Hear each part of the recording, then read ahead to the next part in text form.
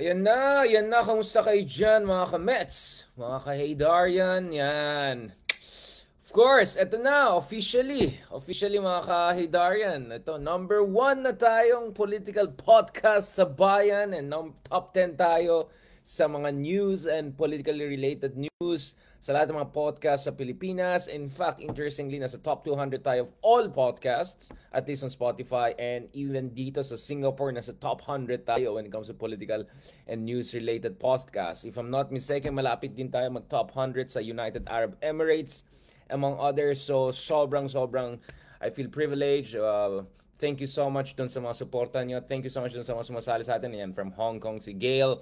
Yung mga ating mga ibang kapatid dyan, galing sa Estados Unidos, gitnang silangan, galing sa Europa. We hope to make sure na, dahil especially dun sa malaking mga audience natin all around the world, especially mga FWs na ating kapatid, we're hoping to make sure na sa maraming bansa at least top 100 tayo, no? Pero sa Pilipinas, ito na, numero 1, number 1 po tayo. By chance lang kanina, haba ng conversation, kita niyo medyo bago tayo early morning pa lang, tuloy-tuloy itong mga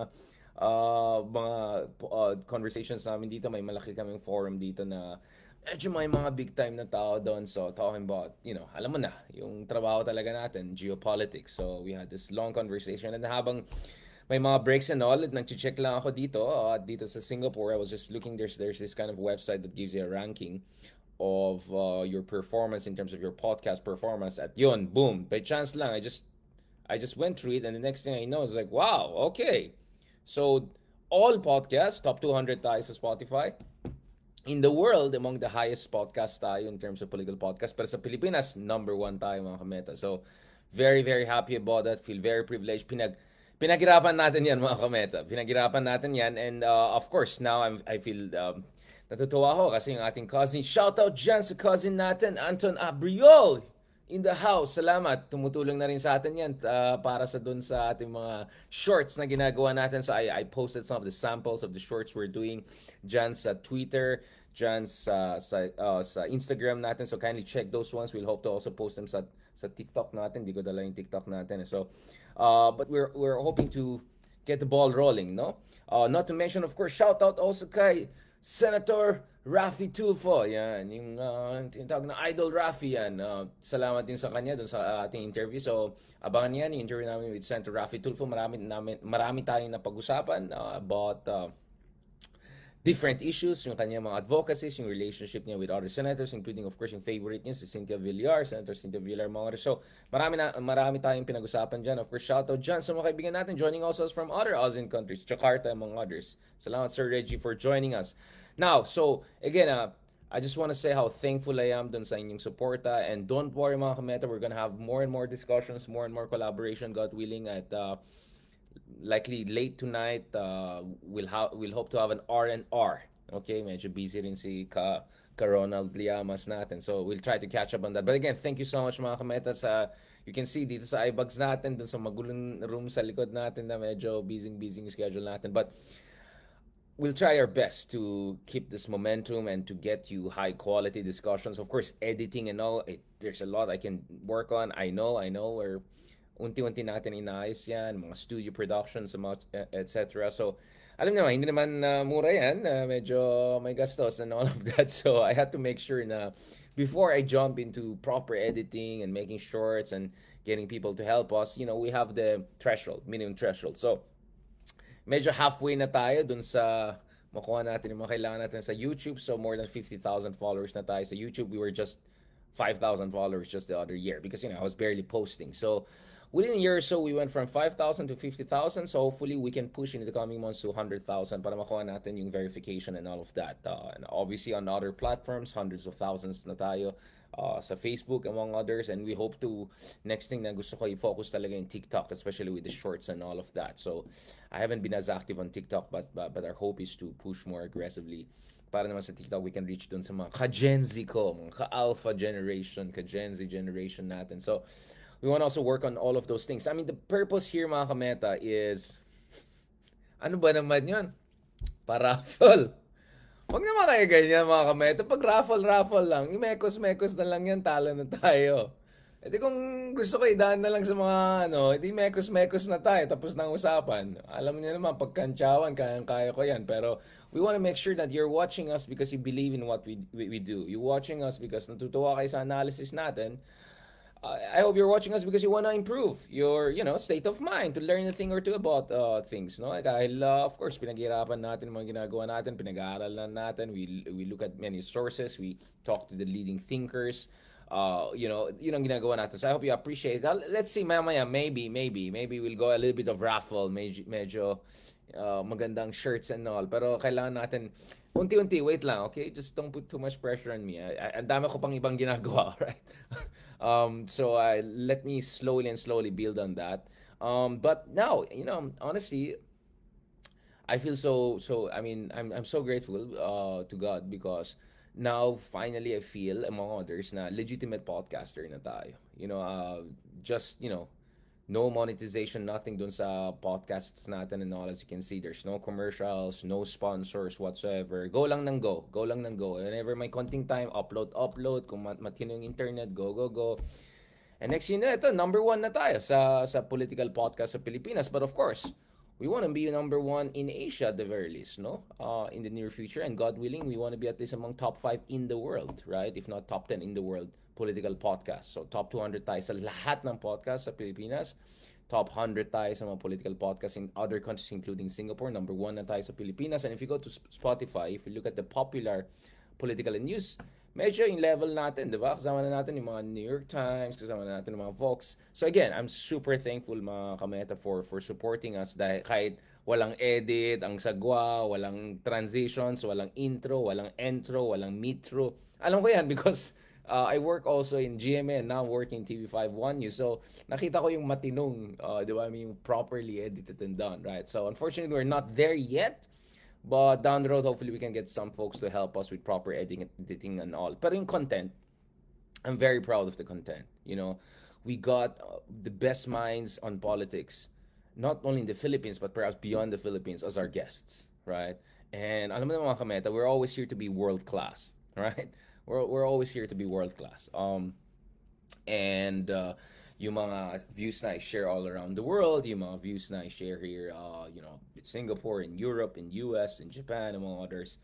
This is also what I'm sharing to you guys. Now, kung hindi niyo ma-appreciate yan, problema niya na may mga nag-troll sa atin. Alam mo yung mga bobo na, kayo hanggang ano lang kayo, citation lang kayo, scholar. I mean, you know who asks people like me about our views, all right? People at the highest levels, all right? Okay? I don't want to name drop and all of that, but I'm just telling you, 'di ba? Yung mga top policy makers, sa tingin ng sino binabasa nila, hindi nila binabasa yung mga, di ba, vloggers na Maharlika and of that. Ewan kay Ronald Liamas, baka si Maharlika ang gusto niya. No, they're gonna read people who are published in legit publications, right? Alam niya na. Alam niya na. Okay. Sorry guys. No, but you get what I'm saying. I hate that kind of bobo, smart shaming kind of culture. Let's call it out for what it is. It's bobo. Alright? At alam ko naman hindi naman tayo bobo, di ba? I know we can do better than that. Kaya everything I'm doing here is to level it up and to make political analysis, proper geopolitical analysis, proper socioeconomic analysis more palatable. Alright? So, wag natin i-dumb down yung proper analysis. Wag natin, hanggang libro lang yan. Excuse me, okay? Just to be clear, alright, mga kameta? In all of these years na I've been fighting for the West Philippines on major issues, I've been trolled right and left at the highest levels multiple times throughout the years, alright? So, if you want to talk about duwag and cowardice, duwag yung mga anonymous at duwag yung mga ibang bloggers dyan na, they don't want to stand by, you get what I'm saying, right? Okay, all right? You don't want the amount of risk and stress that people like us go through because we stand for the West Philippines, we stand for our interests in the Philippines. And speaking of duwag, I mean, I'm probably one of the very few guys out there who has criticized both the United States and China. Equal opportunity. I'm not saying they both are equal, especially as a Filipino. I would say now one is definitely a threat to us in West Philippines. See, the other one had historical injustices and problems in the Philippines, no questionable, but they're not morally equivalent. Nevertheless, I've called out the wars of Trump administration. I've called out the wars of China here and there, but at the same time, we talked about also engagement and all of that. That's why mga kameta, that's why we get interviewed from, CGTN China, so CNN International in Atlanta, all right? Not to mention Russia and other countries. They all interview us, alright? Yung mga fake dyan na experts, yung mga fake dyan na pa-expert dyan, yan mga yan, never na-interview ng mga legit yan. At barely na-interview ng mga, pati yung mga China and Russia na top level. I mean, I had interview inside CGTN in Beijing itself, right? The same way I have interviews in studios in CNBC and other major studios all around the world. Okay. Anyway, this is not about me. This is about, let's be very clear. All of this thing I'm saying is that kaya natin yan. Kaya natin yan. Because I remember very well, not long ago, people will say, Richard, medyo highfalutin, high level ka, blah, blah, blah. First of all, never underestimate my ability to communicate at multiple levels. Kahit baluktot yung Tagalog natin, although, mas kahit ko Ilocano. But anyway, the second thing is never underestimate the Filipino people. Never underestimate the Filipino people's appreciation for quality content, right? That's very important thing. It's a big insult to our people to say hanggang dyan lang pwedeng gawin. Yung hanggang patawa lang, hanggang mga marites lang, hanggang mga, yung mga bardagulan, yung mga kabobohan na nakita natin dun sa mga ibang vloggers and all. Yes, it sells. It has a lot of views and all of that. But hindi tayo desperate for views. We also do 1 million view or something at least on YouTube. We do well, right? Thank God. It's not crazy level and all of that, but we do well. Not to mention, we pay our dues to the state, right? All of that. So there is a market for it and there's an interest in it. Yun lang, patience lang. Patience lang. Kaya medyo na-touch ako ng konti kasi yung isang mentor natin, nung sumulat siya ng recommendation for something, he quoted Socrates, no? And superhero ko talaga si Socrates because kung titingnan mo si Socrates, he always said, truth in itself is not the most attractive thing. That's why you have to seduce people in the truth. You have to make high, not high level, but deep, proper critical thinking palatable, interesting, exciting, funny even, kantsawan. At yun po yung ginagawa natin dito is we're trying to make reasonable critical thinking discussion as relatable as possible. Yun lang naman ginagawa natin mga kameta. Sometimes successful, sometimes very successful, sometimes not so successful, sometimes konti lang views. Okay lang yan. The thing is, you have to be committed. You have to be committed. And there are many times, mga kameta na, there are times na nag-vlog tayo 1 million views. There are times na nag-vlog tayo barely 10,000 views or even 5,000 views. Pero okay lang sa akin, kahit nakita ko mga konti lang tao na nanonood, etc. I don't get discouraged because I know we're doing something right. And I know itong mga contents na ginagawa natin, down the road, pwede natin balikan. Down the road, we can reshare. Down the road, we can make a short out of it. Or at the very least, we're learning how to communicate with people in the best way possible. And alam ko, every time I go on live, dito sa Facebook, sa YouTube, different, we find new friends, mga bagong kaibigan, bagong mga supporters, in as much as we're extremely grateful mga kameta dun sa mga supporters natin from back in the day. You can also see dun sa mga meta natin, walang makeup, nakikita niyo na may eye bags, pagod, etc. So, we're authentic, we're legit. No notes, no script, no makeup. Now, hindi ko nakasalanan kaya I want to make sure na I look decent. But beyond that, no production. This is authentic. This is authentic. Because mga kameta, ito, just to be clear about this, maraming mayaman dyan, artista, celebrities, whatever, anak mayaman, they can just hire a production team and make a super nice one and all of that. It's easy. If it's your dad's money or your whatever's money, and minsan hindi natin alam saan galing. But, in my case, I work hard, very hard, for whatever penny I earn. So, I don't just throw it on production, whatever, unless I'm sure na kailangan yan, and unless I'm sure that it stays true dun sa content at spirit ng what we're trying to transmit. Alright? So after a year or two of very hard work, I think na-meet natin yung konting threshold dito. And thank you sa mga sumusuporta sa atin in whichever way of been supporting us. Prayers, your comments, yung pushback niyo sa mga trolls. Kawawa yung mga trolls sa page natin. Durog sila sa atin, di ba? Sa Twitter, akong bahala. Durog sila lahat sa akin, one-man team. Pero dito sa Facebook mga ganun, tsaka kawawa yung mga trolls sa atin. Sa YouTube nga, wala. Durog ka pag mag-criticize ka. Now, okay, let me be very clear. I am absolutely okay with constructive criticism. And if you notice, over time, I make adjustments and all of that because some criticisms are valid. Kahit hindi ko aminin, back in my mind, lang, parang actually may point siya, or nga na medyo kachipang yung ginawa natin, or nga masyado tayong self-indulgence. So, okay, I adjust, diba? Pero yung mga bastusan and all of that, there's no room for that. So kung wala akong time to delete you or etc., oh, bahala na sa inyo yung mga followers natin and supporters natin. So we appreciate that. Of course, some of you are even more generous supporting us in so many ways. So, yan po ang nagbigay ng lakas sa atin para tuloy. Kahit ganyan, kita niyo, medyo pagod talaga. This is Singapore, so we're gonna work until tonight, right? So tuloy-tuloy yung mga meetings namin. After this, we're gonna have meetings, a conversation dun sa mga counterparts natin, mga expert from all around the region, and then hopefully, God willing, kung okay pa ako at saka si Ronald Llamas, 10 p.m. balikan natin ito. Now, having said all of that, I have to leave na in a few minutes. Of course, I'm watching the situation that is happening right now dito sa West Philippines, si mga kameta. At medyo nakakabahala siya. Actually, kanina pinag-usapan ng mabuti itong kaso ng Pilipinas. And I'll tell you what, marami sa mga eksperto all around the world, lalo yung mga galing mga sa mga democracies like Europe, like etc. Sobrang proud na proud sila sa Pilipinas, sobrang proud na proud sila sa mga ginagawa natin, sobrang proud na proud sila sa you know, yung ating determination and all of that. Now, obviously I'm not against diplomacy. Obviously, I'm not against dealing with China. I have nothing against China. In fact, I love Chinese culture, civilization, sometimes some of their food. I really like it. And I had fantastic time in, you know, Chinese influenced countries from Taiwan to Singapore and others. And, you know, I have Chinoy friends.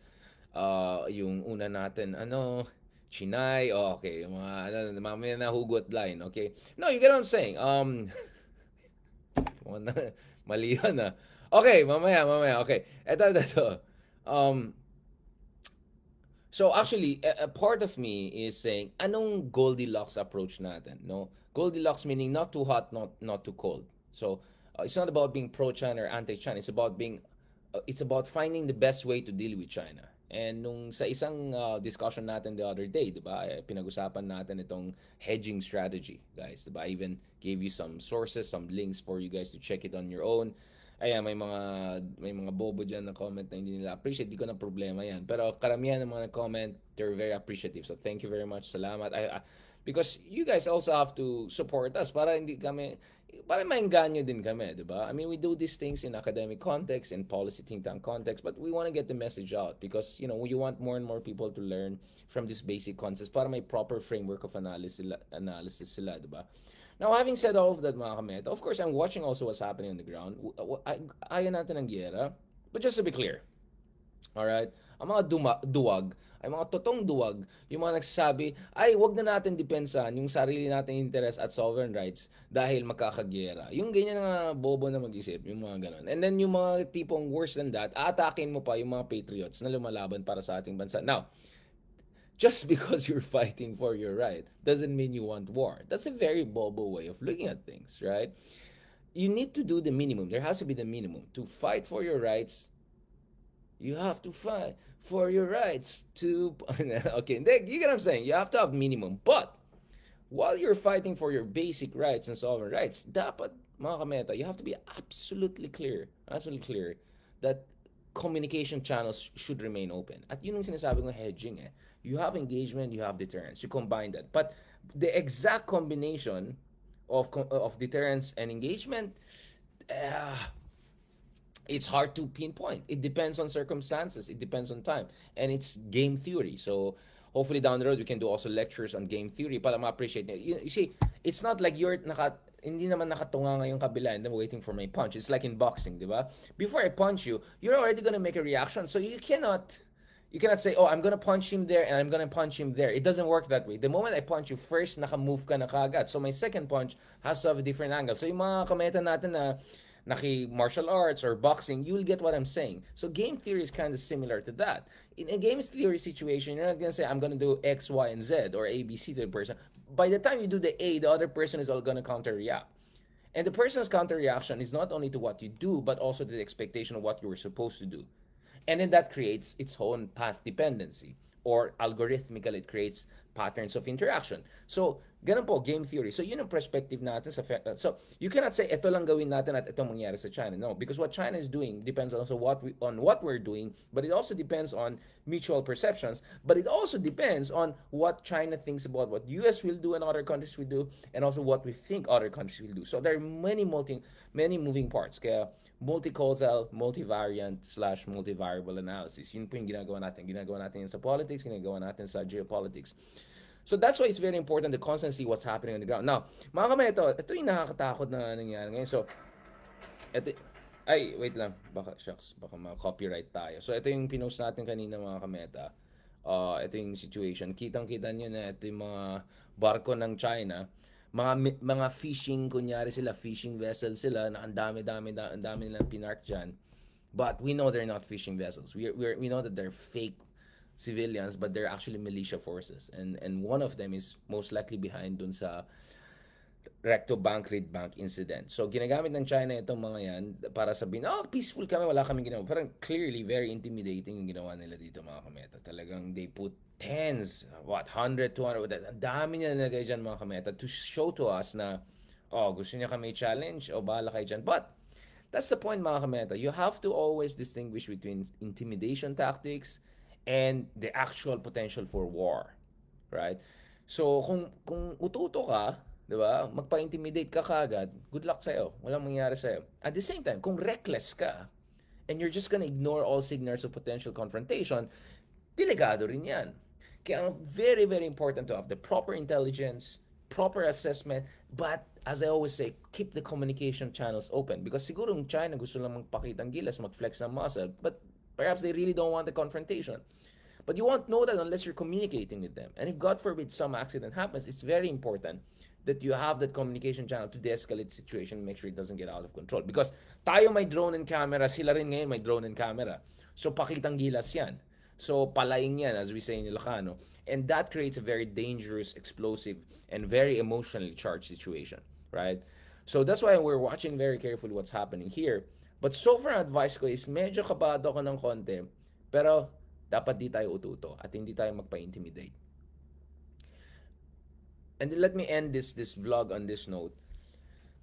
I always tell this to my Chinese friends that I always saw China as far more rational, far more reasonable and sophisticated than other authoritarian superpowers, including the one that invaded just Ukraine like that. China has so much to lose because they're gaining so much from globalization and good relations with their neighboring countries. So that is why I think more than 9 out of 10 times, 90+% of the time, it's just intimidation tactics and psychological warfare. Kaya hindi tayo dapat magpauto. Nevertheless, there's always that 1% chance that this could be more than just psychological games. Kaya I hope behind the scenes, we are preparing for contingencies. And behind the scenes, we're making sure na yung mga aliado natin, they're also sending clear signal to China na don't do anything funny or anything crazy, right? And as I said, there are 3 ticking time bombs in the West Philippine Sea. I'm gonna post shorts and all about it based on some lectures and discussion natin previously. Ticking time bomb. Ito na, decidido na tayo sa Pilipinas para i-fortify yung presence natin sa Second Tama Shoal. It's possible China will intervene aggressively in that, and that could create a very dangerous spiral. Sabi ko nga dun sa Reed Bank, gusto natin mag-develop ng resources natin dyan. At some point, we might do it unilaterally. Medyo delikado din yan. Pwede mag-respond ng China. But we have no choice. We have to defend our sovereign rights. Alam nga, maghintay lang tayo at magpa-intimidate tayo. So that's why foreign policy is not easy. That's why it's very, very hard. And that's why whoever is the Philippine president, I wish the best for that person. Because if the president gets it wrong, lagot tayong lahat. Hindi lang Pilipinas and China, buong region affected. Kaya pag abroad tayo, including ASEAN, parati akong kinakausap. Richard, ano bang ginagawa? Kanina may kausap din ako ng mga Singaporean professors and all. Richard, what is your take on this? Is this a tactical thing? Is it a strategic thing? So they're really concerned. And yun nga, huwag tayong magpa-intimidate, pero huwag lang tayong bara-bara. Alright? Let's be very, very clear about this. I would also want to add this. I find it quite interesting. Let me be very clear about it. I find it quite interesting. Sige, ayusin natin to para gamitin natin pang shorts. Practical lang talaga, no? Ito. Okay, ito. Wait lang. Magulo ba sa likod? Hindi. Ay, bakit andun yung ano? Ito. Okay, ito.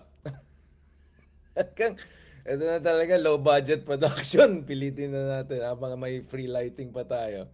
Okay, ito. Oh, mga kameta, pang shorts na yan, ha? Insan! Imekos na ekos natin yan. Okay, ganito. Wait, nasaan na tayo? Ano sasabihin ko? Yan na, wala na sa baw na. Ito. Dun sa mga empresaryos ni Tatay, no, dun sa mga supporters ng former administration, ito lang sasabihin ko, I'm not very sure about your moral ascendancy or even intellectual. Isin natin yan. Isin natin. No, I didn't say capacity. I want to say something as capital, something like that. Okay, ito. Dun sa mga, okay, ito, ulitin natin yan. 1, 2, 3, showtime. 1, 2, talagang live na. Wala talaga. Kailangan pag low budget, ganun, sabay-sabay na lahat. Okay, 1, 2, 3, showtime, action. 1, 2, 3. 1, 2, 3. Okay, take 2. Okay, all right. Now, let me be very clear dun sa mga nagle-lecture sa kasalukuyan na administration or nagle-lecture sa taong bayan ukol sa issue ng West Philippine Sea. In particular, I'm talking about the impresarios of the former President Duterte, and those who supported his brand of essentially pro-China foreign policy, or, very servile, if not fully subservient policy towards China. Let me be very clear about these people. Very questionable kung meron kayong any moral ascendancy, and very questionable kung meron kayong enough intellectual capital to make that argument, because for 6 full years at least, Tatay Digong was super nice to China. He didn't assert the arbitration award. He threatened our alliance with the United States on multiple occasions. He did not allow EDCA to be fully implemented. He threatened the Visiting Forces Agreement. He even threatened earlier on to kick out Americans altogether and ally with China and Russia against the world and all of that kind of drama. And he was promised 24 billion pesos in investments and all. And what did we get in those 6 years? In exchange for everything that Tatay Digong did for them, right? Well, aside from the Pogo investments and all, what did we get? Where's the Mindanao Railway Project? Where's the Clark High-Speed Railway Project? I mean, name me a single big ticket. Big ticket, hindi yung mga kinulayan lang at ginanang-ganan lang isang bridge dyan, tapos puro mga galing din sa kanila yung mga workers and contractors na sila lang kumita. Hindi yung ganun na. I'm talking about real big ticket infrastructure projects. Right? Like what we see in Bandung, Jakarta, although very delayed and all, but something along those lines. Big ticket infrastructure projects. Show me. None. Zero. Zilch. Nada. Right? So that was pledge trap. Kaya sabi ko mali yung opposition at saka yung mga dilawan na sinasabi magkaka-debt trap. Debt trap presupposes, I've been saying this since 2018, debt trap presupposes that investments will come in but under very questionable terms. But I always said it's just pledge trap. It's just pledges. Empty pledges that are meant to soften the Philippines' position on the South China Sea, on its alliance with the United States, among others, but in exchange for really nothing much, right? Now, we can have a long discussion kung sino talaga may kasalanan din, but the reality is that all of those billions of supposed investment were more pledge trap than debt trap, okay? Now, if you look at the West Philippine Sea, lumala din yung situation. Kung titignan mo yung militarization ng mga fake islands ang ginawa ng China sa Kalayaan Group of Islands, yung mga iba na dapat atin or kiniklaim natin, lumala yung mga yan. In fact, na-consolidate yung militarization ng China. Paano ni Digong yan?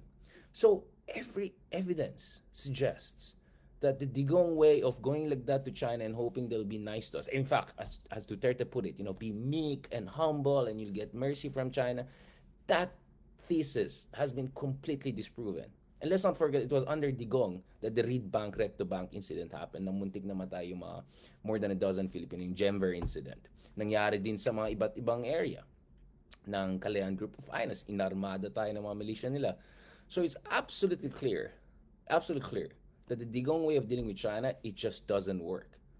Zero concessions from China on any important issue. Zero big-ticket infrastructure projects. Therefore, yung mga invested sa ganyan policy na may zero, right? Zero real dividends for the Philippines have zero moral ascendancy and arguably zero intellectual capital, right? To lecture us on what to do moving forward. Now, having said that, I am still for engagement with China. I'm still for exploring the best possible compromise there. But we have to be clear with our red lines. And we have to be clear that as much as we welcome high-quality investments from China, that should not come at the expense of our sovereign rights in the West Philippine Sea. And at the end of the day, any investments that comes in, it has to be mutually beneficial. And it has to rely also on the Filipino technology, or at least on Filipino labor. It has to hire Filipino workers, and it has to be high quality, sustainable, environmentally friendly infrastructure projects. Now, as long as we can keep those basics clear in our engagement with China, I have no problem whatsoever dealing with them. But those red lines have to be clear.